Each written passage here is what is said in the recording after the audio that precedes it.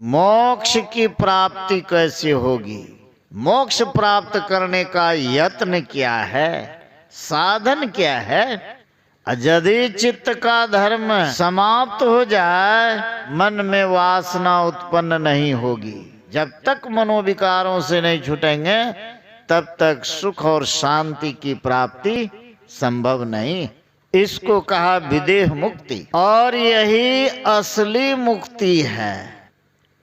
प्राण किसको कहते हैं? भगवान राम हनुमान जी को उपदेश किए, और हनुमान जी भगवान राम से पूछे हैं कि मोक्ष मुक्ति की प्राप्ति कैसे होगी, क्या करने से। ऐसा नहीं कि भगवान का दर्शन हो गया तो मोक्ष मुक्ति मिल जाएगी, सो बात नहीं। अरे भगवान राम से ही पूछ रहे हैं तो उनको तो दर्शन था ना प्राप्त, तो फिर पूछे क्यों? मोक्ष की प्राप्ति कैसे होगी, मोक्ष प्राप्त करने का यत्न क्या है, साधन क्या है। इसके संबंध में भगवान राम विस्तृत रूप से हनुमान जी को समझाए। अभी हम लोग सुन रहे थे, भगवान राम कह रहे हैं कि चित्त का धर्म क्या है। चित्त में जो वृत्तियां उत्पन्न होती है उससे मन चंचल हो जाता है, मन में वासनाएं उत्पन्न होती है। यदि चित्त का धर्म समाप्त हो जाए, मन में वासना उत्पन्न नहीं होगी और मन स्थिर हो जाएगा। मन में जो वासनाएं उत्पन्न होती है, मन में जो विकार उत्पन्न होता है, उससे छूटेंगे। जब तक मनोविकारों से नहीं छूटेंगे तब तक सुख और शांति की प्राप्ति संभव नहीं। भगवान राम कहते हैं कि यही जो चित्त में वृत्तियां उत्पन्न होती है, यही क्लेश दुख का कारण है, और यही वृत्तियां जो है दुख देने वाली है। कहते हम लोग, भगवान राम कहते हैं चित्त में क्या वृत्तियां उत्पन्न होती है? मैं करता हूँ, मैं भोगता हूँ, मैं सुखी हूँ, मैं दुखी हूँ, इत्यादि वृत्ति ही चित्त का धर्म है। यह चित्त का धर्म, इसी को भगवान राम रामचरितमानस में भी कहे हैं। मैं मेरा तू तेरा, यह क्या है? माया है। जिसके बस में जीव क्या है? पड़ा हुआ है। मैं अरु मोर तोरते माया, जेहि बस जीव किन्न निकाया। इसी के बस में जीव पड़ा हुआ है, मैं मेरा तू तेरा। यही बात वहां भी मुक्ति को उपनिषद में भी भगवान राम हनुमान जी से कहते हैं, मैं करता, मैं भोगता, मैं सुखी, मैं दुखी, मैं ही सब करने वाला। यह चित्त का धर्म है, और यही वृत्तियां क्लेश देने वाली है, दुख देने वाली। इन वृत्तियों का जब निरोध हो जाए तब जीवन मुक्त की दशा को प्राप्त करेंगे। जीवन मुक्त की दशा और घटाकाश सदृश्य, जैसे गुरु महाराज कहे, घट मठ प्रपंचन जब मिटे नहीं, अंश कहना चाहिए। यहाँ भी भगवान राम कहते हैं घटाकाश सदृश्य, जब प्रारब्ध कर्म क्षय होकर देह नष्ट हो जाती है, इसी को कहते हैं विदेह मुक्ति। तब मरने पर भी मुक्ति हो जाती है। गुरु महाराज कहे तब मरने पर मुक्ति, शरीर छूटा तो फिर शरीर धारण नहीं होगा। घटाकाश सदृश्य, जब प्रारब्ध कर्म क्षय होकर देह नष्ट हो जाती। कौन देह? एक देह नहीं, सब शरीर। तब विदेह मुक्ति। जब यह भी शरीर छूट गया तब फिर शरीर धारण नहीं, सदा के लिए मुक्त दशा को प्राप्त कर लें। इसको कहा विदेह मुक्ति, और यही असली मुक्ति है। यही असली मुक्ति है। गुरु महाराज के वाणी में आया है कि मुक्ति और प्रकार की है, वो असली मुक्ति नहीं है। भगवान राम भी वर्णन किए मुक्ति को उपनिषद में। पहले 4 प्रकार के मुक्ति के संबंध में कहा, सालोक, सारूप्य, सामीप्य और सायुज्य। इस मुक्ति से आवागमन से छुटेंगे सो बात नहीं है। आवागमन से जिससे छुटेंगे वह है जीवन मुक्त की दशा को प्राप्त करना, विदेह मुक्त को प्राप्त करना। इसके लिए यही है कि चित्त में जो वृत्तियां उत्पन्न होती है उन वृत्तियों को समाप्त करना होगा। सुन रहे थे हम लोग, भगवान राम चित्त को वृक्ष की संज्ञा दिए हैं। चित्त क्या है? समझिए एक गाछ है, पेड़ है, और चित्त जो है, चित्त रूप वृक्ष के 2 बीज कहे हैं। जैसे द्विबीज पत्री दलहन होता है, चना को फोड़िए उसमें 2 दाल, मसूर में भी 2 दाल, मूंग में भी, अरहर में भी, अर्थात दलहन पदार्थ 2 दाल वाला। धान में एक के एक बीज पत्री है।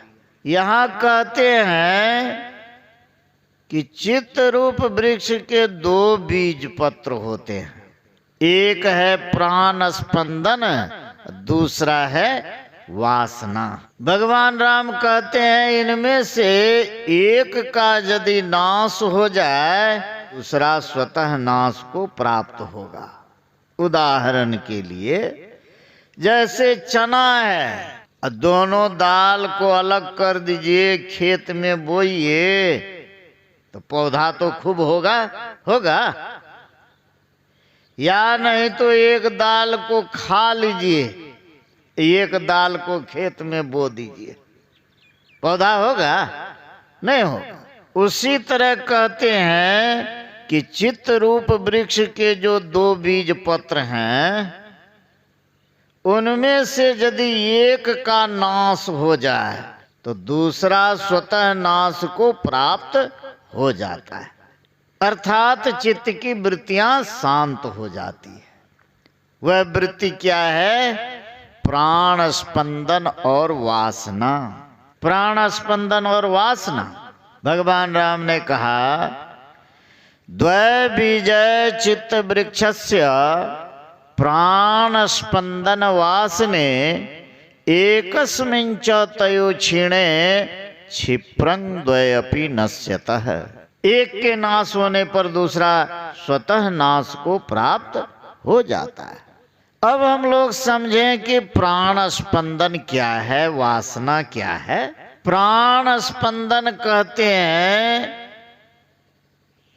श्वास प्रश्वास की क्रिया को।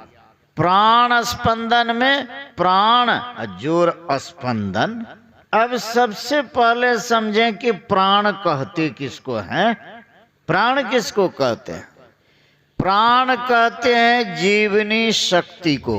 प्राण किसको कहते हैं? जीवनी शक्ति को कहते हैं प्राण। जीवनी शक्ति क्या है? चेतन ही तो है, चेतन ही है। अर्थात जीवनी शक्ति जो है वही है प्राण।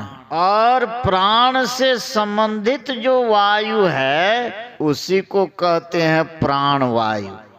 उसको क्या कहते हैं? प्राण वायु।